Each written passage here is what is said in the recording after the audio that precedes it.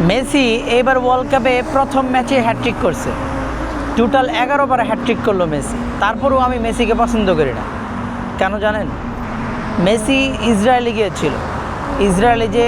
ইসরায়েলের যে আবাদতখানা, সেখানে সে মাথা ঠেকাইছে। সে ইসরায়েলের প্রধানমন্ত্রীর সাথে দেখা করছে, কিন্তু কোনোদিন সে ফিলিস্তিনের পক্ষে একটা পোস্টও করে নাই। আমি মেসিকে ভালো প্লেয়ার বলবো, কিন্তু মেসিকে সাপোর্ট করতে পারবো না, মেসিকে আমি ফলো করতে পারবো না। কারণ কি জানেন? কারণ তাকে যদি আমি ফলো করি তাহলে আমার ইমান বিক্রি করে দেওয়া হবে। আমি আমার ইমান বিক্রি করতে পারবো না কোনো প্লেয়ারের জন্য। সে ভালো প্লেয়ার, আমি অ্যাপ্রিসিয়েট করি।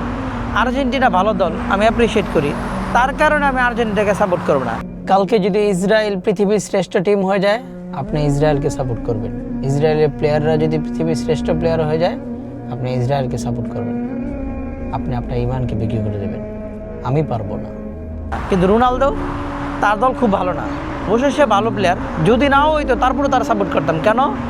কারণ সে ভালো একজন মানুষ। সে ফিলিস্তিনকে সাপোর্টও করছে, ফিলিস্তিনের পক্ষে প্রতিবাদও করছে এবং কোকাকোলার বিরুদ্ধেও প্রতিবাদ করছে। তারে সাপোর্ট করবো না, করবো কারে?